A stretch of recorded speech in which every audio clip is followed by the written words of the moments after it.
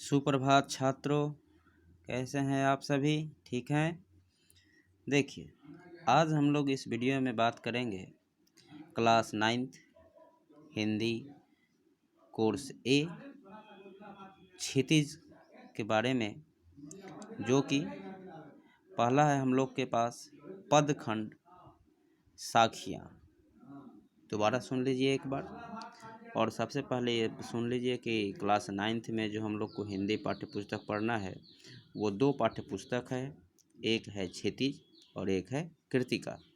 तो क्षितिज में हम लोग को गद्य और पद दोनों पढ़ना है और कृतिका में 5 कहानी पढ़ना है।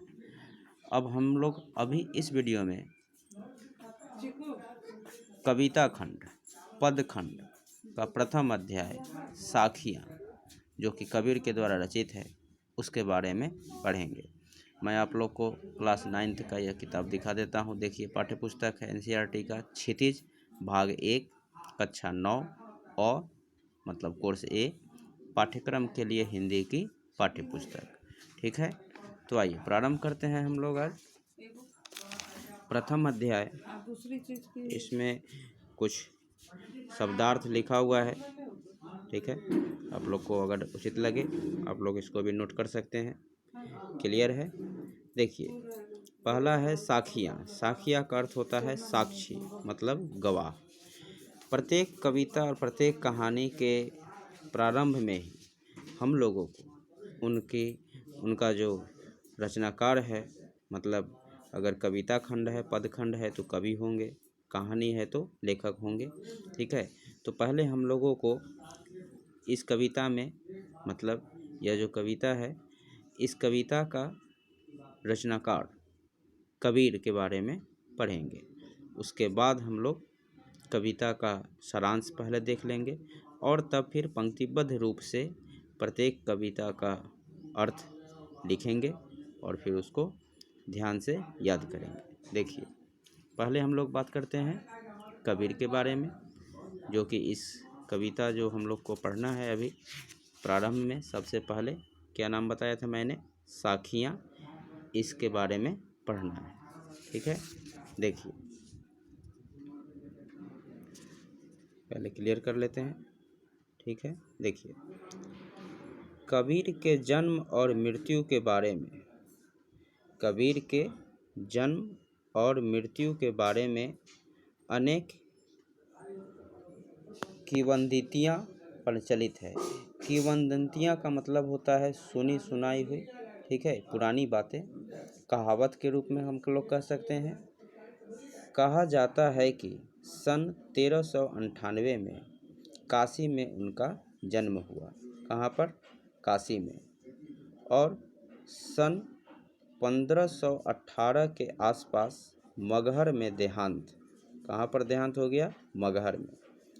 कबीर ने विधिवत शिक्षा नहीं पाई थी। विधिवत मतलब सिस्टमेटिक ढंग से, बहुत अच्छे तरीके से शिक्षा नहीं पाई थी, परंतु सत्संग, देखिए, परंतु सत्संग मतलब संतों की संगति, सत्संग, पर्यटन तथा अनुभव से उन्होंने ज्ञान प्राप्त किया था।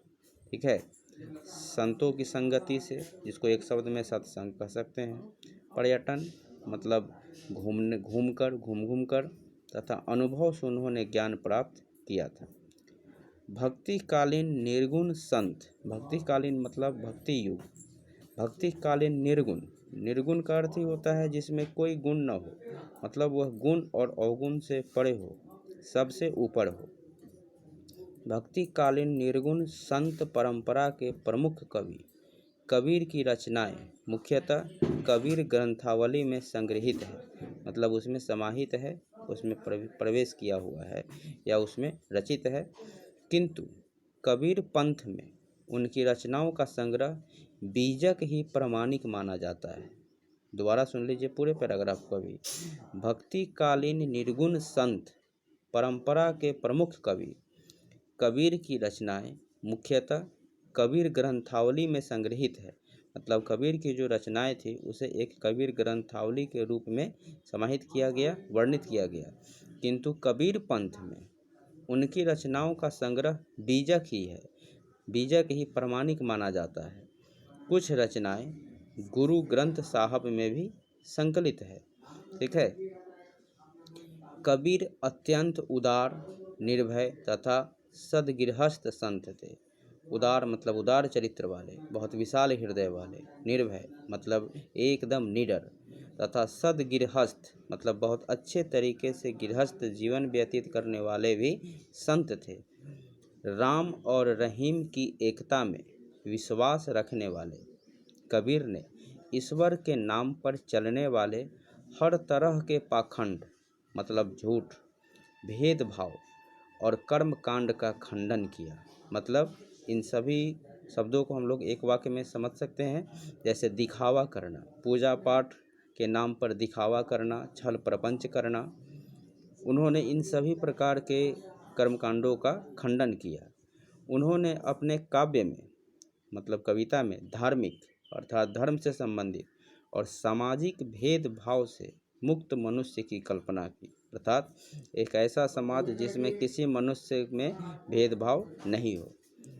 ईश्वर प्रेम, ज्ञान तथा वैराग्य, गुरु भक्ति, सत्संग और साधु महिमा के साथ आत्मबोध और जगत बोध की अभिव्यक्ति उनके काव्य में हुई है।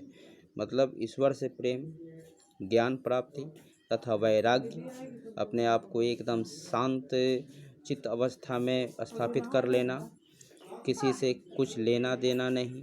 गुरु भक्ति मतलब गुरुओं की भक्ति, सत्संग मतलब साधु संतों की संगति और साधु महिमा के साथ आत्मबोध मतलब आत्मज्ञान और जगत बोध मतलब संसार का ज्ञान की अभिव्यक्ति उनके काव्य में हुई है।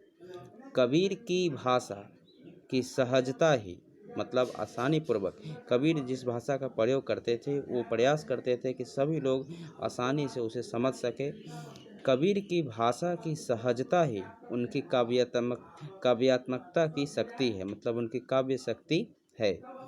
जन भाषा के निकट होने के कारण मतलब सामान्य लोगों के निकट होने के कारण उनकी काव्य भाषा में दार्शनिक चिंतन को सरल ढंग से व्यक्त करने की ताकत है। दार्शनिक चिंतन का अर्थ होता है जैसे कोई दार्शनिक अपने विचारों को व्यक्त करता है, वह अपनी एक अलग सोच रखता है। ठीक है। तो जन भाषा के निकट होने के कारण उनकी काव्य भाषा में दार्शनिक चिंतन को बहुत ही सरल ढंग से व्यक्त करने की ताकत है। यह हम लोगों ने अभी कबीर के बारे में पढ़ा। अब हम लोगों को कबीर के द्वारा रचित जो पहला अध्याय है साखियाँ, इसके बारे में पढ़ना है। अब इससे पहले हम लोग इस कविता का सारांश देख लेते हैं। ठीक है, देखिए यहाँ संकलित साखियों में मतलब जितने भी हम लोगों को कविता अभी इसमें पंक्ति पढ़ने हैं, यहाँ संकलित साखियों में प्रेम का महत्व, संत के लक्षण, ज्ञान की महिमा, बाह्य आडंबर मतलब बाहरी दिखावा का विरोध आदि भावों का उल्लेख हुआ है। मतलब कबीर इन सभी चीज़ों का खंडन करते थे। पहले शब्द या पद में बाह्य आडंबरों का विरोध एवं अपने भीतर ही ईश्वर की व्यापकता का संकेत है। मतलब आप ईश्वर को बाहर मत ढूंढिए, ईश्वर आपके अंदर है। तो दूसरे शब्द में ज्ञान की आंधी के रूपक के सहारे मतलब ज्ञान रूपी आंधी के सहारे ज्ञान के महत्व का वर्णन है। मतलब ज्ञान की आंधी कहने का अर्थ है जब आपको ज्ञान प्राप्त हो जाएगा तो आप किसी भी प्रकार के अंधविश्वास को नहीं मानेंगे, आप उसको दूर करेंगे। कबीर कहते हैं कि ज्ञान की सहायता से मनुष्य अपनी दुर्बलताओं से मुक्त होता है। अगर आप ज्ञानी बन गए, सच्चा ज्ञान प्राप्त कर लिए, तो आप अपने अंदर की दुर्बलताओं को स्वयं दूर कर सकते हैं। ठीक है, तो आज के लिए इतना ही। मिलते हैं नेक्स्ट वीडियो में।